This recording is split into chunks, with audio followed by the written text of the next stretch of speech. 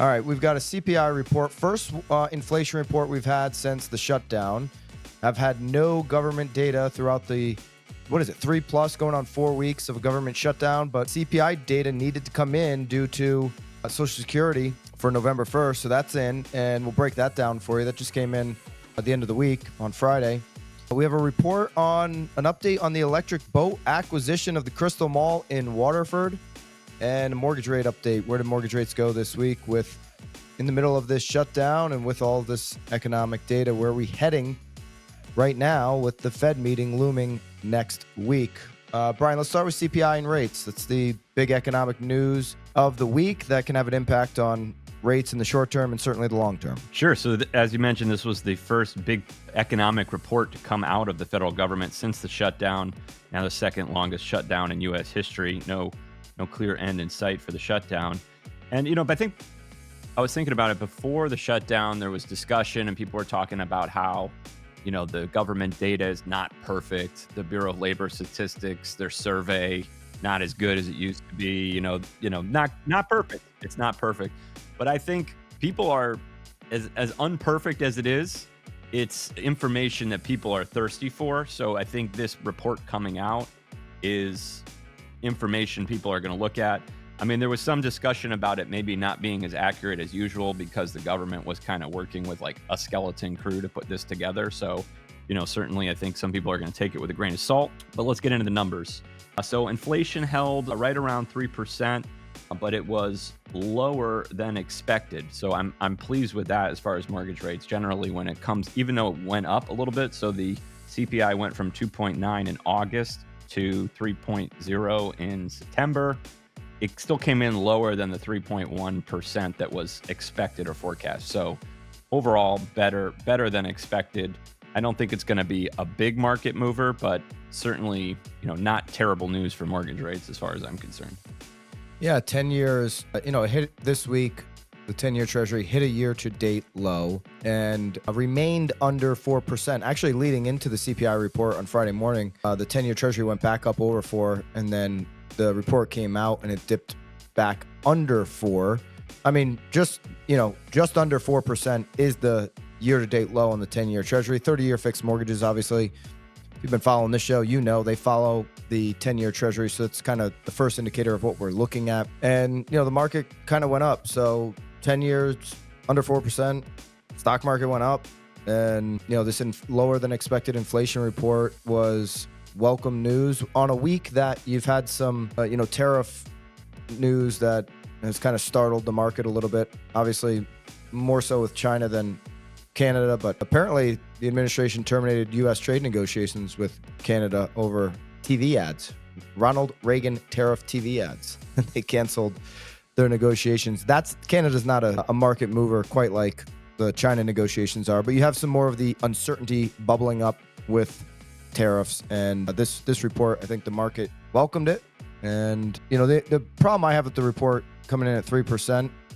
Is that a lot of this is still weighted on shelter, which is kind of what we look at with housing. And, that's really reliant on that owner's equivalent rent survey that they use. It's a 1980 survey. It's the data that they use in that is about 2 years lagging data. This is not anything I'm pontificating about. These are Jerome Powell's words. It's how long the data takes to work into the system. And, 1980s, that was probably fine, or that was probably how they had to access that data.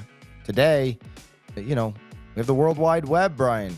We have some things at our disposal that can make it easy, real-time information. You don't have to lag data 2 years when you can get really accurate, precise data on maybe a 2-month lag. And so owner's equivalent rent kind of keeps this CPI number higher than it really would be if you removed that. And if you went with real-time data on shelter, we'd be probably at the 2%. There's a lot of Barry Sternlight believes we'd be below 2%. He owns more homes than probably all of Congress and everybody in the administration combined.